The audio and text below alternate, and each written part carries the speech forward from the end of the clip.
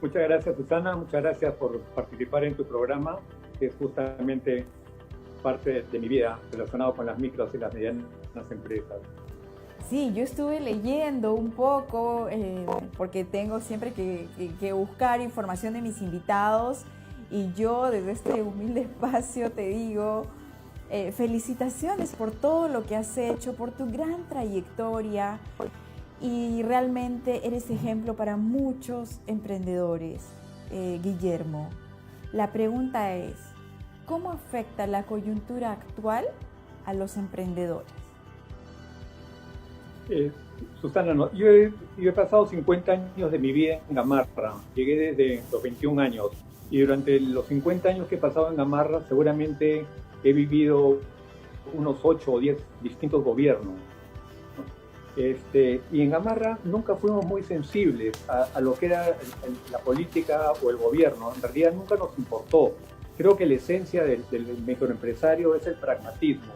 Y si hubo control de precios en una época, si hubo inflación, si hubieron paros armados, si hubo control de precios, si hubo protección a la industria y era prohibido importar, en cada escenario que tocó competir con imaginación, con recursos, la gente se reinventaba. Entonces, ahora sí estamos en una coyuntura diferente porque estamos conversando de un país completamente polarizado donde no encuentro yo en el extremo de la polarización cuál es el mecanismo, cuál es el programa para generar ingresos, para generar riqueza. Esa es nuestra mayor preocupación. La afectación que el Estado puede tener en los pequeños empresarios es importante. Hemos vivido una tramitología y una burocracia en las municipalidades en Gamarra que nos hizo bien complicado. En realidad fueron nuestro principal enemigo. Pero como tú dices, siempre nos reinventamos, nos recurseamos. De acuerdo a las circunstancias, la gente se acomoda. Creo que hay un pragmatismo que define mucho la cultura de Gamarra, de las pequeñas empresas. Así es, y en el caso de los peruanos, pues siempre nos hemos distinguido por eso, ¿no? Por nuestra capacidad de reinventarnos, por nuestra capacidad de salir adelante. Y si bien es cierto que ahora queremos saber cuál es el proyecto para generar ingresos, eso es lo que queremos saber nosotros los emprendedores. Y como tú bien lo mencionabas, pues antes no importaba mucho qué gobierno esté de turno, ¿no? Antes, pero en la situación a la que hemos llegado ahora, pues es realmente preocupante. Desde tu experiencia, Guillermo, ¿qué consejo darías a todos los emprendedores?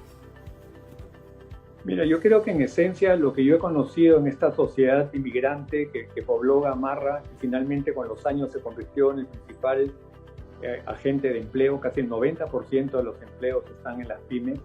Y creo que la idiosincrasia lo que define a un emprendedor es primero su meritocracia, su individualismo. No compartimos una visión de desarrollo colectivista. De repente en el campo sí, para algunos empresarios de Puno que han venido y cuando tienen sus tierras y cuando hay que hacer cosechas sí se hace una operación comunitaria. Pero después lo que yo he visto en los años que tengo en Gamarra es un individualismo marcado por la meritocracia, marcados por la familia, marcados por la propiedad privada. Si yo gano y me esfuerzo y trabajo el doble, es mío, no es tuyo. Si yo contrato un trabajador y puede producir el doble que otro trabajador, pues le voy a pagar más. Eso es meritocracia. Y entonces encuentro difícil que interpretar la votación y la parte del escenario político en que nos encontramos, lo encuentro difícil como si hubiese sido una afinidad con un sistema colectivista, un sistema comunista. Creo que los 2,5 millones de personas que han votado en primera vuelta por el candidato Castillo no necesariamente han votado por una ideología, por una doctrina. Han votado un estado de ánimo de abandono, un estado de ánimo de pandemia, un estado de ánimo de hartazgo, de una destrucción de la institucionalidad, de una destrucción de la confianza en los gobernantes.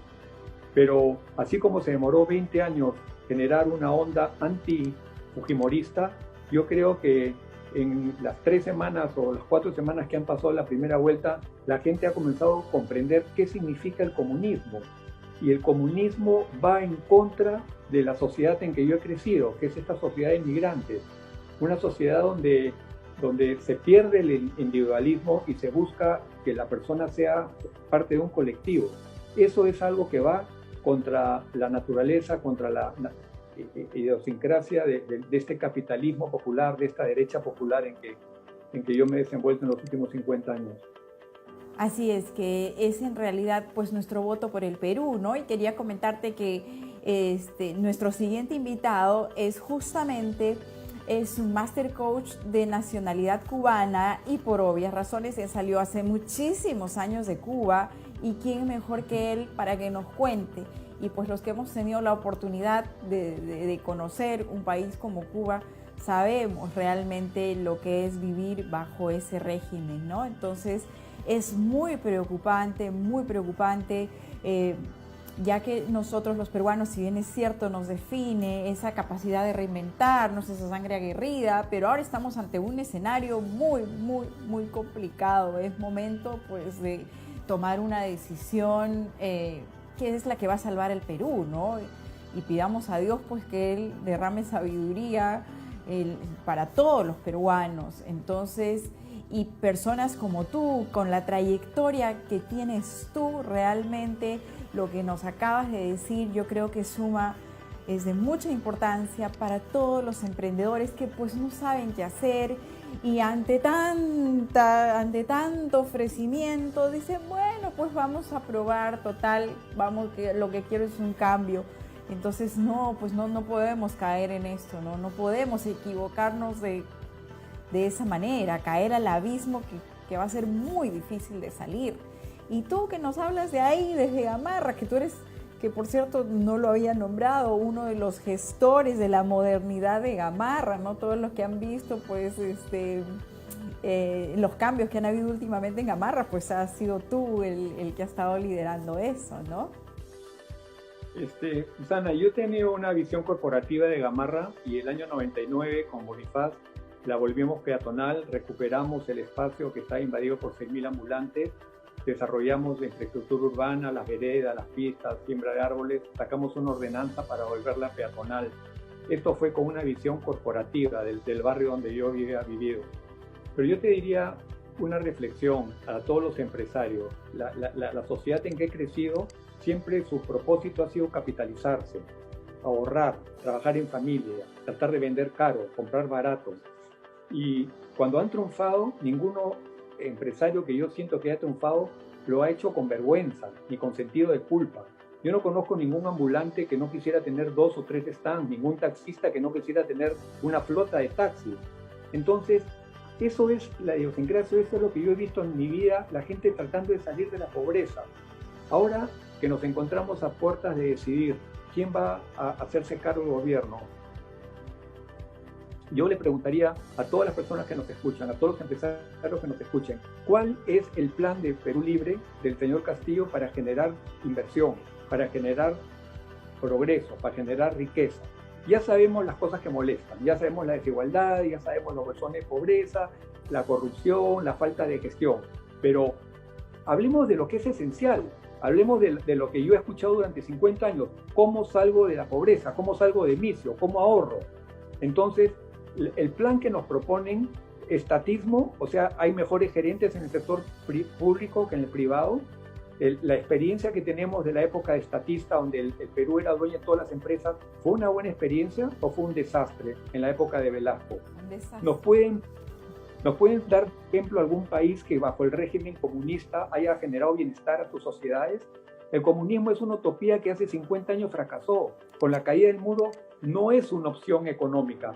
Está bien que hayan programas sociales para asistir a la gente de menos recursos, darle mayores oportunidades, pero ¿cómo se genera riqueza? Se genera con confianza, con reglas de juego claras, no con un Estado fiscalizador, sino un Estado promotor, no ser avasallados por el Ministerio del Trabajo, por la SUNAT, por las municipalidades. De eso estamos hartos.